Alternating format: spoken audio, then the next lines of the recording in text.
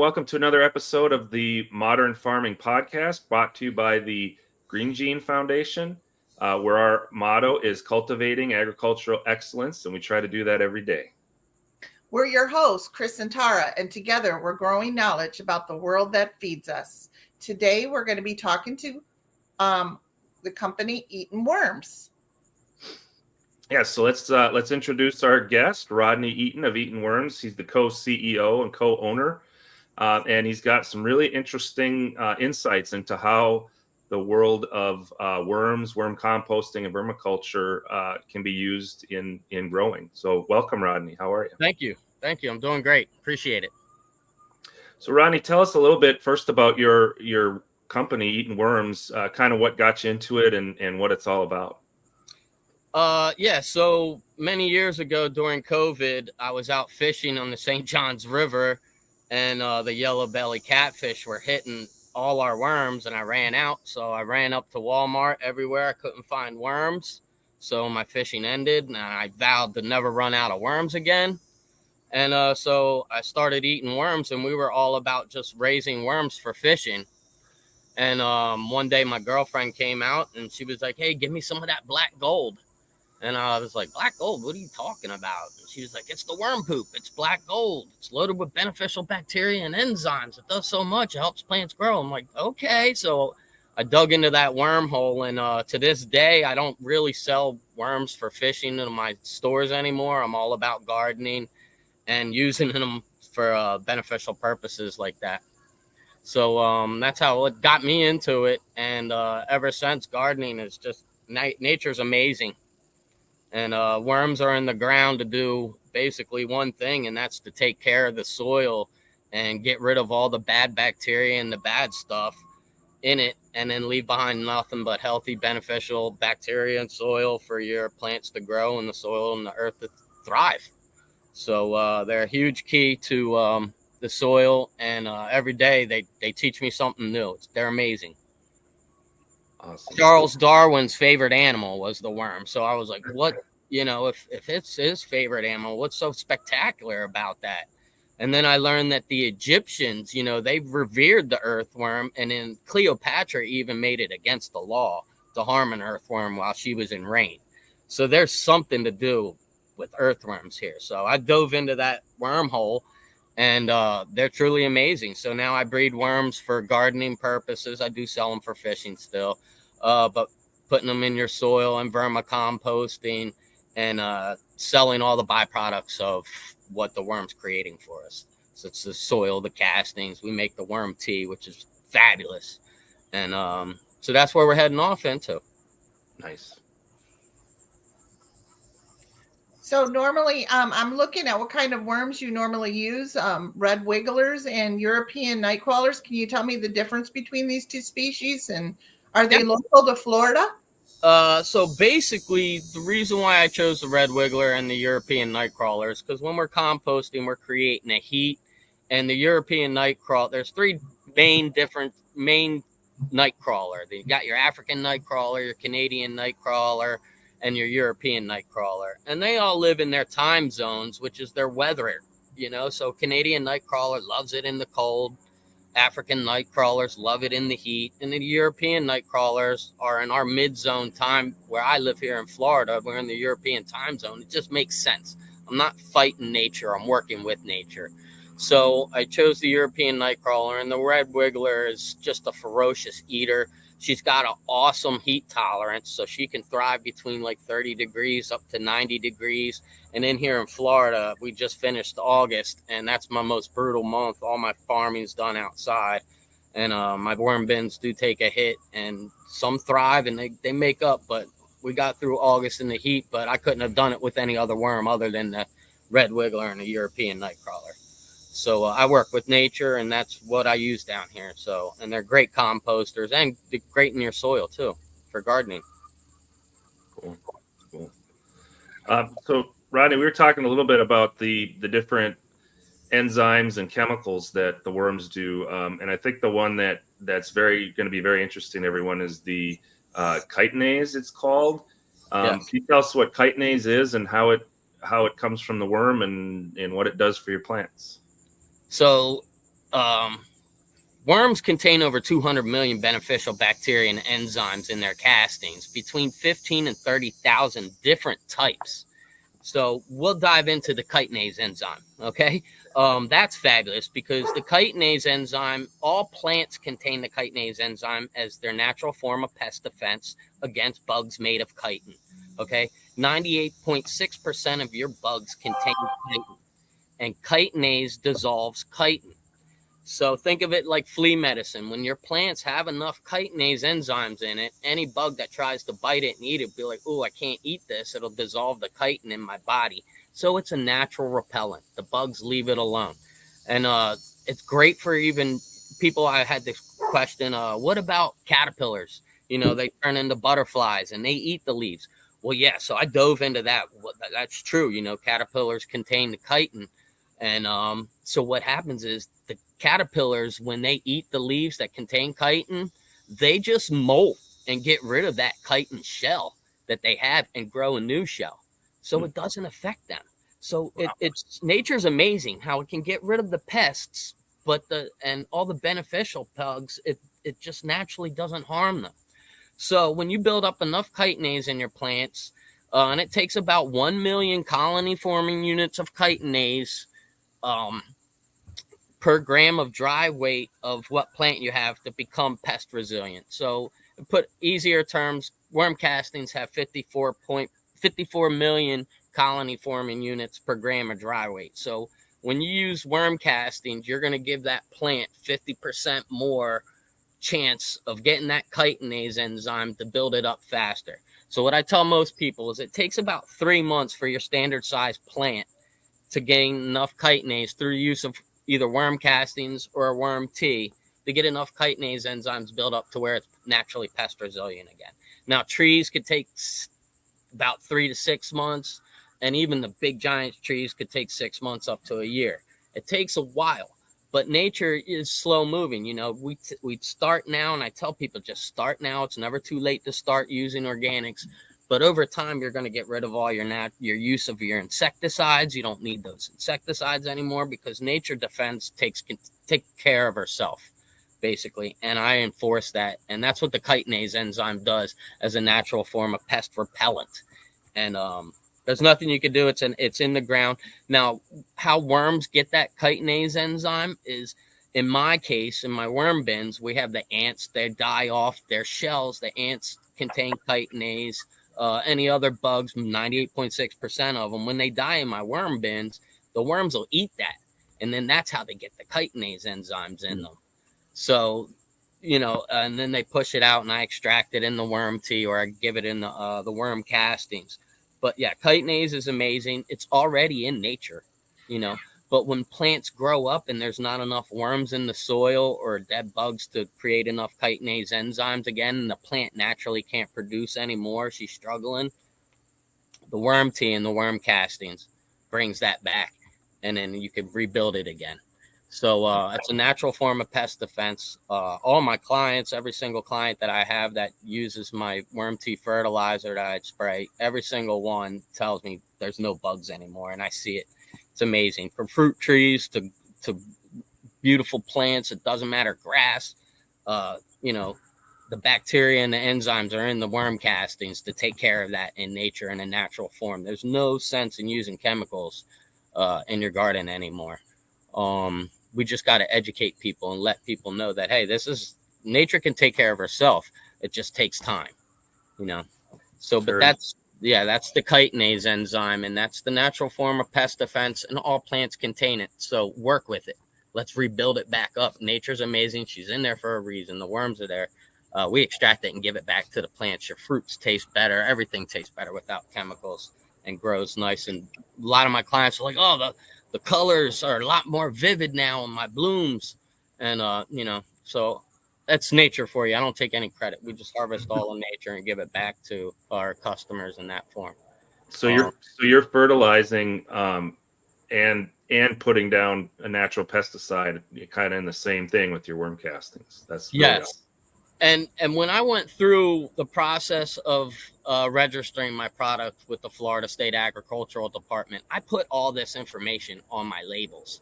And ag made me take them off.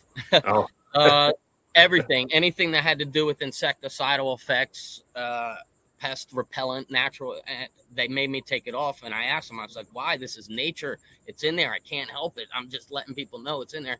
And their answer was, what are you, a fertilizer company or are you a pesticide company? Choose. You can't be both. So I chose the fertilizer industry, and now I can tell everybody about the chitinase and all the benefits of that other enzymes that are in there that are natural insecticides that we can use, but I can't put them on any of my labels of my product bags. Well, and that's what we're here for. Right. That's what I love the podcast. We got to spread this information out there. That's what it's all about, right, Tara? Yes, absolutely. Yeah. Also, you were telling us earlier about the exopolysaccharides. Correct. I think I have that right. Exopolysaccharides.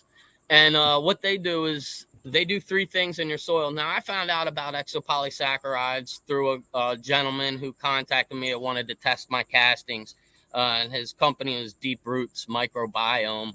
It's way up north. So I sent him 5 gallons of my castings, and he did a DNA test on it and emailed me back. This is fabulous. But one thing that blew his mind was it came back extremthis high in exopolysaccharides. And it's the first time he's seen that.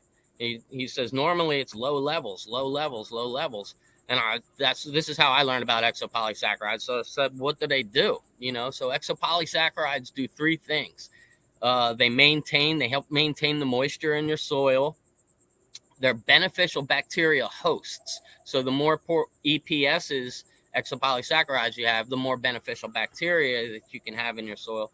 And lastly, and the most important thing, which I push, is they can break down compounded elements in your soil. So if you've been using synthetic chemicals in your soil, or if you got a lot of clay in your soil, the EPSs, the exopolysaccharides, will break that down for you. And how they do that is they have this exopolysaccharide slime. So if you're using a compounded element, or if you used it before, like potassium chloride, KCl is the compounded element, the exopolysaccharide will attack that compounded element and coat it in a slime, an EPS slime, which will slowly pull the elements back into their individual elements again. And then that potassium can be absorbed into the plant, where the chloride will just stay engulfed in the slime and slowly dissipate out of the system. Now, a lot of science say they also bind to compounded elements to change it. So if they're having a problem separating it, they'll bind to it and change the whole chemistry of that element by adding their element or feature to it. So no matter what they do, is they're there to fight it, to get rid of it and get it back into natural state of form in your soil. So that's amazing. I talked to the Space Coast. I went to a luncheon with our chamber here in the Space Coast, and I talked to the Space Coast developer out there, and mentioned to him, I was like, hey, you're shooting all this rocket fuel up. I love rockets. I love it. But you're shooting all this rocket fuel up, and it's right next to our waterways. All that rocket fuel is going into our water. It's going into our grass. Let's shoot some worm tea on that, and let's see what this exopolysaccharides can do to the soil and everything like that. And I explained to him what they do, and he said, well, how long does it take? And I was like, well, sir, I don't have any rocket fuel to burn at my house to physically do that test to tell you how long it takes. Don't. But let's try it. Let's see. You guys are the scientists. And he kind of shook his head and whatever.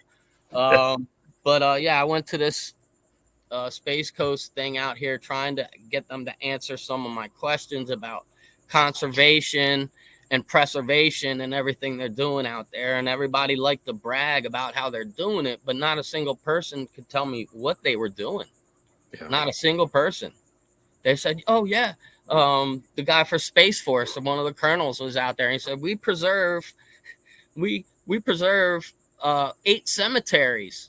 And I actually got a chance to bid on fertilizing one of these cemeteries, the Cape Canaveral National Cemetery, which is 312 acres right on the waterway right here in Central Florida. And so they sent me a list of chemicals that they wanted me to spray on the National Cemetery. And my partner did all the math and calculated it up, and it was over $105,000 in chemicals they wanted me to spray on the National Cemetery. So I for fact know what they're putting in that on those preservation projects. So I called the company. I said, look, I'm a fertilizer company that only uses my product, and it's all natural, organic. And he was like, oh, there's an organic fertilizer? And he was like, well, give me a bid anyway. Send me a bid. And I sent him an outrageous bid. Didn't call me back, but I said, hey, call me back next year. You know, I have more information and stuff. But at least they listened to me. But nobody, they're conserving and preserving, but nobody at the Space Coast in this meeting even wanted to talk to me about it or even hear about my organic solutions, which is sad. But I'm not going to quit. I'm going to be that bug in their ear and say, hey, we got a solution. We got a solution for all this. There's a solution.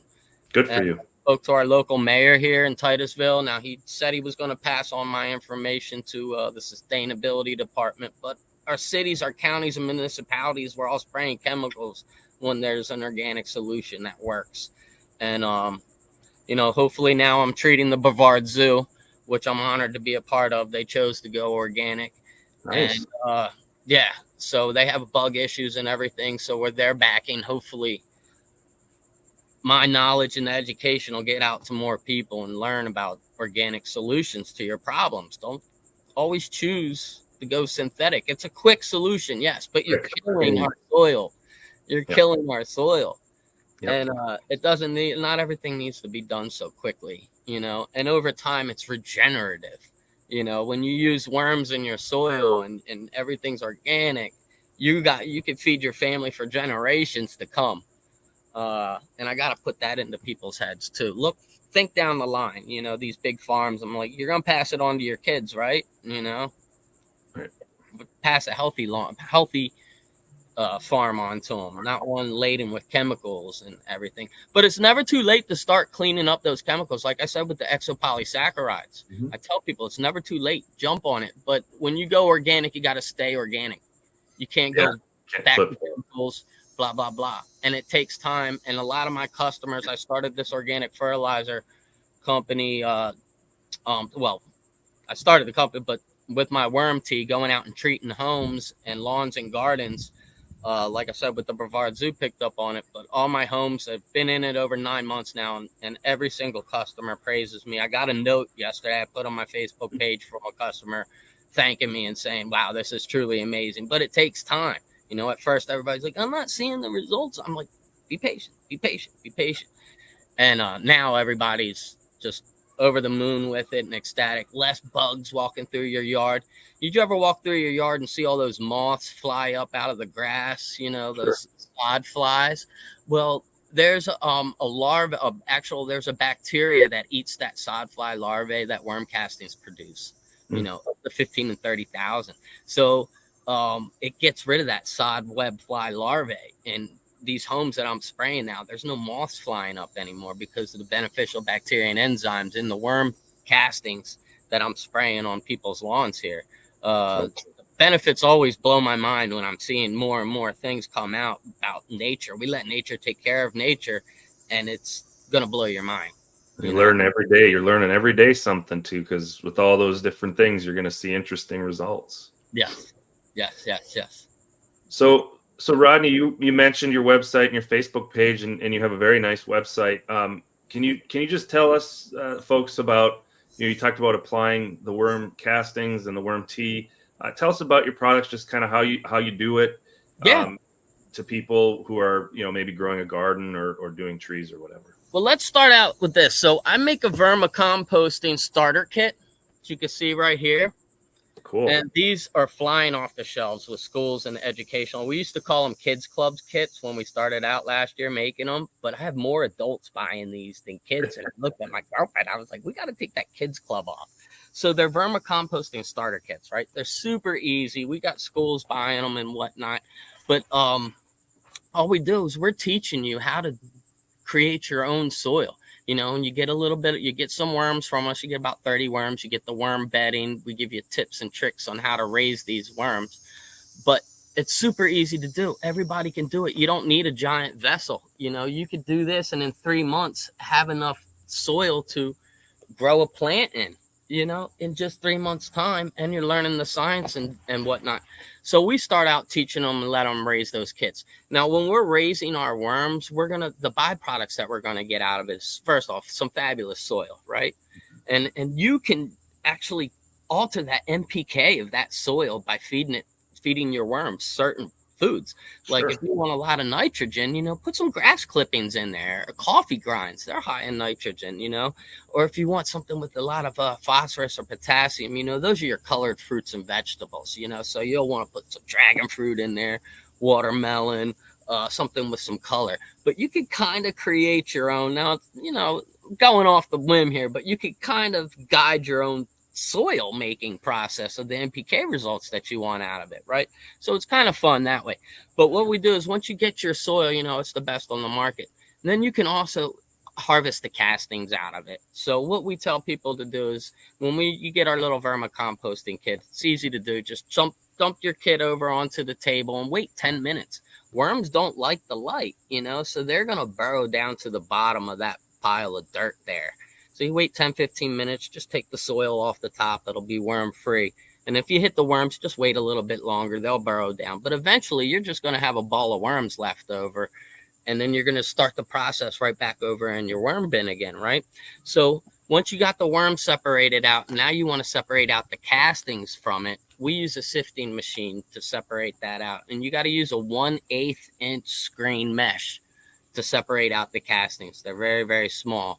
But then that's your natural fertilizer that's loaded with all the beneficial bacteria and enzymes in that. And we sell that too as your natural worm castings. And you can mix that into your soil.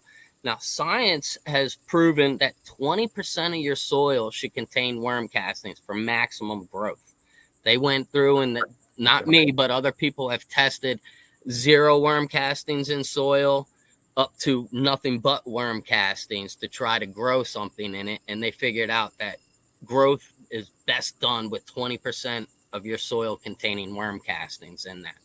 So your castings are supplemental. They're not it. Correct. But this will blow your mind. I have a microgreens grower that comes by here and he buys my worm castings and uses the worm castings as his substrate. Just grows his microgreens in the substrate of the worm castings. And he told me that I saved him 3 days of growth. And I was like, 3 days, what's that? You know, but he was like, Rod, it takes 12 days to grow this. He was like, you saved me 3 days. Like, that's a whole nother lot that I can get out of. So I went down the wormhole and I was like, why is this growing so much? Well, it's all the beneficial bacteria and enzymes that are in the worm castings that break down the seedling particles, that the shells, whatever he's growing in, helps break it down a lot faster. And it's giving that seed all the nutrients and bacteria and enzymes that it needs just to sprout up. You know, so it's going a lot faster. So, he's been buying my worm castings off of me and just doing his microgreens, starting out in that. Now, I don't say to grow plants in it, but for starting seeds, it seems to really do the trick. Yeah, cool. Yeah. If you're only going 12 days, you know. Right. He said it sped him up 3 days was his words. You know, and you're cutting them right down, right? Tara, you do microgreens, right? I do. I do them only in water right now. I'm new at it. I've done about 12 different sets and really enjoy it to eat it. And so I'm just doing it for supplementing with what we have for dinner. Yeah. No, that's great. But the worm castings, you know, has all the beneficial micronutrients and enzymes and everything that just water doesn't have, you know. So you're going to have a different tasting microgreen, I'm sure, when it's grown in the castings than just water, you know. But so on top of the worm castings, the main thing that I'm focusing on, so we sell a lot of worm castings out here, and you got to mix that into your soil. Well, for the big farms and the houses, I can't create enough worm castings to be able to fertilize acres, you know. So that's where worm tea comes in. So we brew our worm tea, and we're brewing 3,000 gallons a month right now. It's taken off. It's amazing, but I don't need to use a lot of castings to produce the worm tea, because what I'm doing is I'm extracting all that beneficial bacteria and enzymes out of the worm tea into the water. Then now I'm able to spray it onto your plants, and you can get all that beneficial bacteria and enzymes out of the nutrients out of the extraction, and it spreads it a lot further that way. Whereas I can't possibly spread 1,000 acre of worm castings anywhere through a spreader. I just can't produce that much. Right. But it's not, the worm castings aren't really what we're after, right? We're after the beneficial bacteria and enzymes. The castings is just the vessel that all that beneficial bacteria and enzymes are lingering in. Eventually they leave that vessel and are absorbed through the root system, hopefully, of the plants. So you got to think of it that way. Worm tea is just live beneficial bacteria in such and you could brew it and add sugar to it and populate that bacteria and get it to grow. Bacteria grows exponentially every 20 minutes under the right temperatures, which is only like 75 degrees, like room temperature. So it's real easy to expand. Take a little bit of worm castings with those microbes and bacteria and get it to grow over time by adding just sugar, molasses, unsulfured molasses to that water. And then you get that bacteria to grow, and then you got more of it to spread everywhere. There's tips and tricks. I don't really want to tell you how we personally do it now that it's taken off. Yeah. But it's not hard to do. We use an aeration, and I have videos on Eaton Worms YouTube, Eaton Worms TikTok, Instagram, Eaton Worms everything. I've is my handle. But we got several videos out there to look at, and so yeah, and it's amazing. Every single person, every single customer of mine is just blown away by it. But it takes time, So no pests anywhere. Fruit blooms. Everything's more growth, greener. Nature's amazing. It blows my mind every day. I love what I do now as opposed to what I used to do. I love going to work now. Good. So we've seen you at farmers markets. You've been to our farmers market in Titusville quite a bit, selling your product. What if someone like Tara wanted to try your worm castings for microgreens? How could she get it? Excellent. So we have, obviously, you can go to eatonworms.com and purchase from our website, and we can ship it out to you there.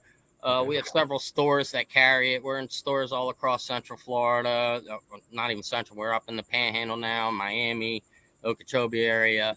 It's not hard to track it down. Here in Central Florida, Rockledge Gardens has been a huge person in our life. They've been pushing our products and going organic to where actually they're the largest garden center and store in Brevard County around here. And they're actually using my worm tea to fertilize their plants in the store. Good. So that's a huge honor to be a part of them out there in their garden center. And hopefully more garden centers pick up and start using this fertilizer, insecticide. It's all in one, it does everything. And then, the food tastes better. You're healthier. It's 100% pet safe. I had to go through testing at the Brevard Zoo to get, past their things. It's 100% pet safe. Didn't even get into what it does for the water, but it's beneficial bacteria, and it's amazing for aquariums. I've actually have videos where I've thrown in 35 gallons of my worm tea into an algified pond at the Radisson Resort in Cape Canaveral, and you couldn't see any fish. And after a week, it's crystal clear. Yeah. No, well, it's the chitinase. So it turns out that algae is a single-celled organism that contains chitin. And so the chitinase dissolves the chitin, the algae dies, and then the bacteria on the floor eats the algae up off the floor. I mean, people buy beneficial bacteria for their aquariums all the time. And and I have some ponds, and I looked at the bottles. I was like, what is in this? They're like, water cleaner. I'm like, what is in this? And then in the back of it just says beneficial bacteria. So that's when I was like, okay. So I took my worm tea and I dumped it in my koi pond, and like 3 days later it was crystal clear. I was like, holy crud, I was like, I'm on to something here. Well, I'm not really on to something. I mean, it's beneficial bacteria. It's known, but people just didn't understand that, hey, it's not beneficial bacteria. Good bacteria is good bacteria. Good bacteria eats bad bacteria. So it doesn't matter what kind of beneficial bacteria you have. It's good bacteria. It's going to eat the bad bacteria. So mine comes from worm castings. I threw it in the pond, and it cleared up all the algae. Now, I had some other companies, Florida Custom Aquatics, came out when I showed them this and tested it out. Now, they agreed it works, but on the scale. It didn't work on string algae, which I learned is an algae that binds to itself again, and you can get these real long algae blooms that look like string that just go on forever. It didn't kill that or get rid of that, but maybe because there's so much of it, I don't know. It needs to be tested. I've actually had a UF IFAS guy who was watching my videos who commented. He was like, "Hey, I see a SARE grant in your future. Whatever you're doing, And I was like, "What's a SARE grant, please?" And but yeah, I could use some help. But it's amazing. I mean, it's beneficial bacteria. It clears the water. It's 100% pet safe. The fish are swimming around. It does no harm to them. So, and the NPK levels are all below 0. So you can use my worm tea all year round. Unlike we out here, there's no fertilizer spraying from May to September, end of September. NPKs are well below 0. And it's beneficial for the water. It's beneficial for everything. And that's why I think the cities and the counties and the states and everybody should be using this and just get away from the chemicals and let's go natural and organic. So, and the schools, let's spray the schools with it. The golf courses. I hate walking around and playing golf and my shoes are cruddy blue with stained dye from all those chemicals, and you're afraid to touch your golf ball. So I've reached out to golf courses, and eventually something's going to happen. I'm sure of it, because the product works. Just give it a try. It works. Cool. Nature's amazing. Can't stop saying that. Yeah. So when you're talking about nature being amazing, I saw on your website all these fun facts about earthworms that I had no idea. Can you share some of them with us? Well, fun facts, kind of like, it blows my mind that worms don't have eyes, but they can sense the light, and as soon as you shine a light on them, they go down. Worms are also natural science. They're hermaphrodites. They're both male and female, so you just need 2 of them to get together to mate, and then they can each lay a cocoon, and then each one of those cocoon can have up to 5 babies. And this is their breeding season is just 3 months long from a baby to a full-grown adult, and they could just keep repopulating, and but they self-populate. So when I'm breeding in my worm bins, when I stop seeing cocoons in my worm bins, that's telling me that's the worm saying, "Hey, Rod, there's too many of us in here. We're not going to lay any more cocoons for you, buddy. Get rid of half of our population." So I'll take half of them out and start a new worm bin in them. But they self-populate. If there's not a big enough food source for them to contain a larger population, or a vessel isn't big enough to contain a larger population, they won't lay eggs. So I sit there and I mean, imagine if our population, humans could do that, right? But they do that naturally, So on top of that, being hermaphrodites, and you only need 2 of them to get together to lay their cocoons, and they at 3 months from baby to full, and they grow exponentially. I started out, I think, with 10,000 worms, and by like a year and a half, I had over 1 million. That's how fast they just breed and populate. If you take care of them right. Some other fun facts about worms. They breathe through their skin. So when you're raising worms, you got to keep the soil moisture like a wrung out sponge. So if your soil dries out, which is never good anyway, the worm is going to dry out and they're going to die. So that's pretty amazing to me. They break down. They don't have any teeth, but they're able to literally eat food. Like they can bite it. They're just not feeding on the bacteria. They can actually eat, but they don't have teeth or anything like that. Put me on the spot like that. But those are all fun facts to me. Sure. Yeah, you only need 2 of them. It doesn't matter what they are, and they're going to get together and they'll mate. You know, there's certain foods, if you're trying to breed worms to get them to mate, they love avocado, they love watermelon, they love cantaloupe, they love that pulpy, meaty, pulpy type food, bananas. So you set those in there when I'm trying to breed off some more, get my population bigger like I am now. So I expanded to 5 acres. So I'm not really selling much of my worms right now because I'm trying to expand it over to a bigger facility. But I'm feeding a lot of avocado, a lot of watermelon, a lot of cantaloupe. Those things, they'll get in the ball, in a big mating ball, and you'll see cocoons all over the place. Yeah, that's what I used to tricks that I use to get my breeding popula off is giving them what they like, you know, work with nature. I don't ever try to work against nature, you know. Cool. One of the fabulous things I wish I could show you here is when I was learning to work with nature is I'm in Florida. It's hot as heck out here. You know, my worm sheds are all covered with multiple layers of tarps, big giant fans in there.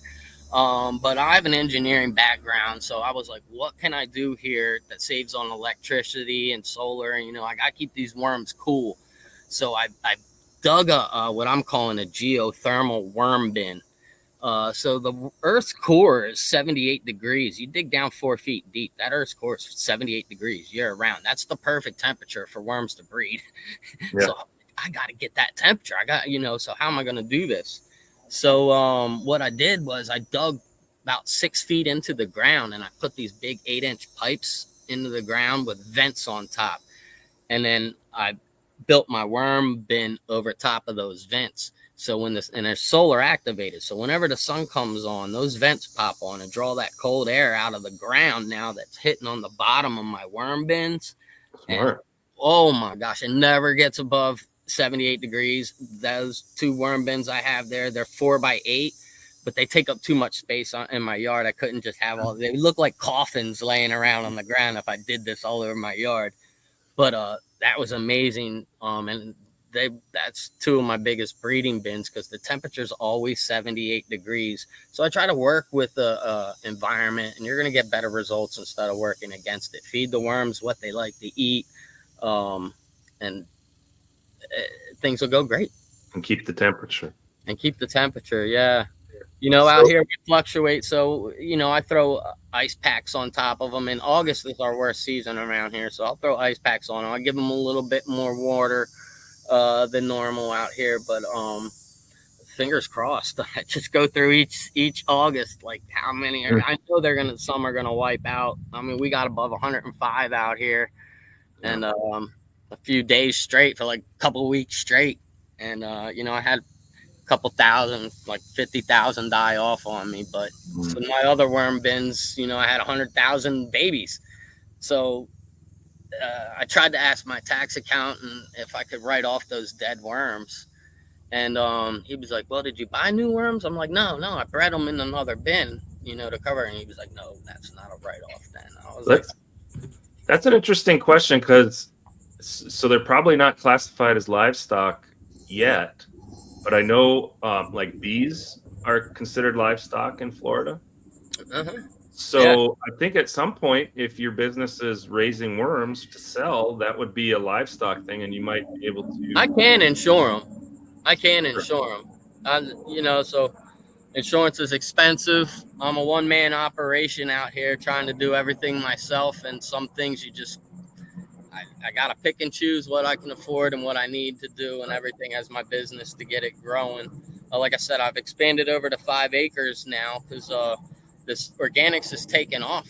You know, I mean, since I started in 2020 to now, I could see a huge difference in the amount of people willing to try organics, even to, you know, because when I first started out, nobody was like, huh, what are you? I have a funny story. So when I first started out, I wanted to get into Rockledge Gardens, and I went to the manager at the time, and I was like, hey, you know, I'd like you to buy my worm castings, and I also sell live worms. And he was like, what? And he was like, I get the worm castings. He was like, but live worms? And then we were out by the cash register and a lady was there and she peeked over. She's like, you got live worms? And I was like, hopefully, hopefully they're going to have live worms. And he was like, oh yeah, we got live worms. I was like, yeah. But, you know, it's huge. You know, I'm selling probably through just one of my stores alone, 10,000 worms in little buckets every month. And it's just steady. So people know. People are trying, they're knowing whether or not they're succeeding. People call me and email me all the time with mistakes, and I'll drop by and help out when I can. But they're buying it and they're trying it. And I love it when little kids run up to me and like, I got 500 worms now when they got my little starter kits here. We just give them like 30 worms. And this kid came up and he was like, I got 500 worms now. He's so cute. And that just tickles my heart, you know? So education's the key, and it's spreading, and it starts with our youth. You know, and that's why I love the Green Gene Foundation. I've done my research on you guys too, and was like, this is something I need to be a part of, because education is the key. We teach people about what's going on, what needs to be done, and we show them. And, you know, organics is a no-brainer to me. I don't see why everybody is just got rid of chemicals. You know, I mean, the Monsanto's Roundup lawsuit should just shut everybody's mind down to even using chemicals now. You know, I mean, it's proven, they agree, they admit it, you know, it's just, but people still go and still want that deep, dark green lawn. And every time I see that deep, dark green lawn, it makes me puke, because I know that they're not getting that from organics. That's just nothing but blasting chemicals on it. And it's going to live for a little bit, but as soon as they stop blasting those chemicals, you're dead and your soil's dead.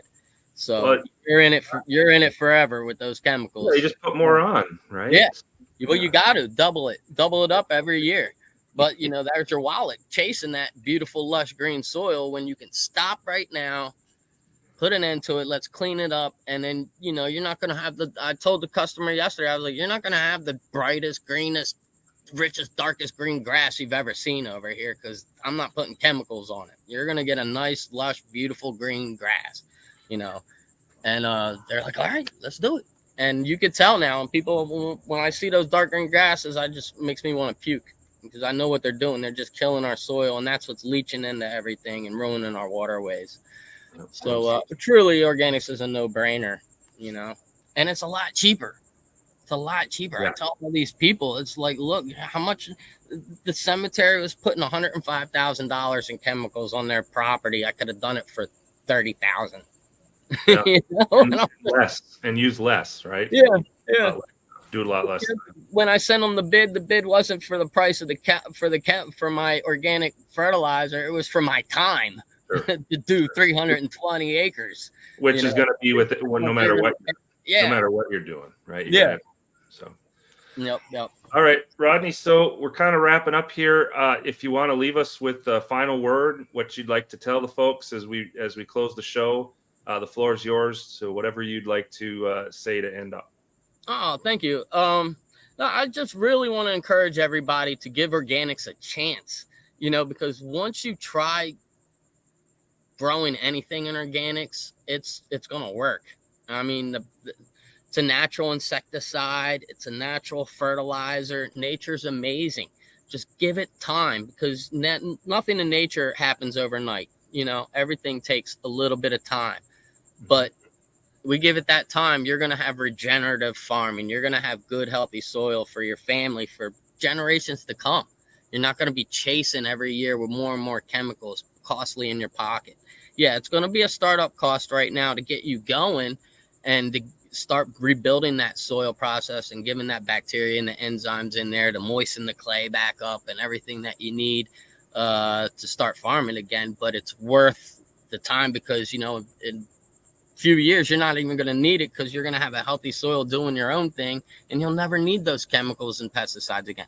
And worms are in your soil for one thing, and that's to take care of it. And they only eat bad bacteria. They leave behind good bacteria. Their guts are a bioreactor. They can't pass pathogens through their guts.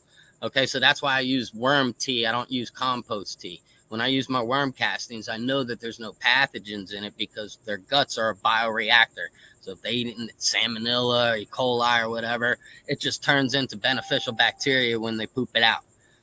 You know, so nature's amazing, worms are amazing, and give organics a try. Give us a call. We're cheaper than I was just telling people. Call any synthetic chemical company around and ask them to fertilize your lawn, and then give us a call and see what's happening. The results are going to be better in the long run when you go organic, and it's going to be healthier. Your pets are safe, your kids are safe. You can touch the food, you can eat the food. You know, synthetics is started by a chemical company, so the chemical company wants to sell their chemicals, right? I don't knock them for it, you know, but it's slowly killing us, and we don't need it. I don't have the multi-million-dollar budget to put on ads every day for people to see how organics is way better than going chemicals. But I'm going to educate and keep educating and tell people, and it starts with our youth. So again, Mr. Green Gene Foundation, thank you for having me on here. The youth and education is the key, and really organics is where it's at, and worms are the best producer of fertilizer on the planet. They only eat bad and leave behind greatness. And so I appreciate you. Yes, thank you for coming on. It's a perfect fit for our foundation. You match our slogans and feelings perfectly. So it was a great time. Thank you. Thank you, Rodney. And that's about all we have time for today. Thanks for listening to Modern Farming Podcast, and be sure to follow us, share, and join us again as we grow knowledge about the world that feeds us. Remember, it's all about the wiggle. Thank you, Rodney. Have a great day, guys. Yep. Bye-bye. Thanks.